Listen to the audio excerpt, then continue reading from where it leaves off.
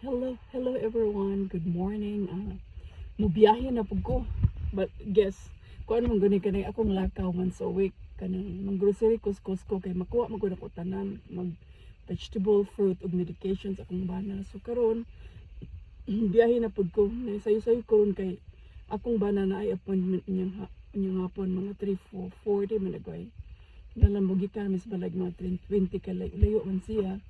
So kung malarga kung sayoron asa dagway ko ani mo abot ron, pero definitely gaplano kog moadto kog Ross or something. Pero wala pa ni siguro asa ko taman ani rog lakwatsa. Pero I have to be home at noon muna siya kay daghan pa kog labanan. Pero dili ko mangkulukoso guys. Ako ipansak washing machine ug dryer. Ya bisag na ako ano usay tapulan kayo ko kay kana laging gasalig ragog kang na kay tagalaba.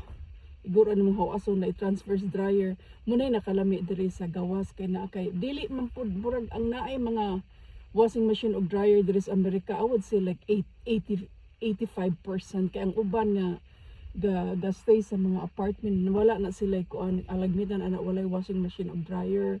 Naa sila common nga imo rang hulug-hulugan og mga ambot pila ra dollar basta kay quarter. Yun anak kay naman kay mga kaubas trabaho nga moadto sila laundry mat bitaw magtigom sila kanang inughulog sa kuan sa washing machine ug dryer. Pero okay ra pud na kay at least tipid ba. Maggulpi imong labanan, kabalo kag pila imong magasto, at least diris amo wala may kabalo kay ang power man gud aning among machine is gas ug electric muna diri. Sa dryer man nagbay na ang sa dagway ng washing machine anak murag electric dagway kay murag nahibal-an ako sa una.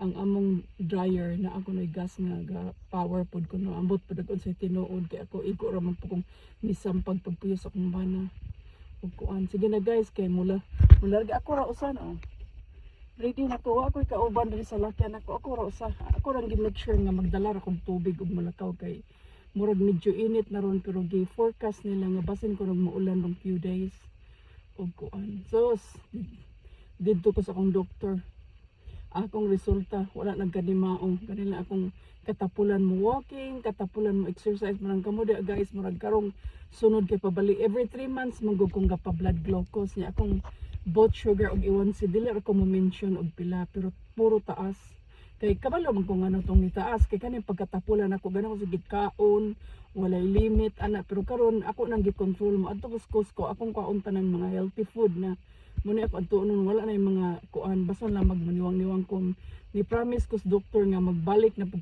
walking narabi ko kompleto man kog exercise equipment guys naagi ko tanan pero tapulan na jud ko kaayo mo na nakabuang na ko. Sige na guys, sige na pag chat love you guys, bye bye.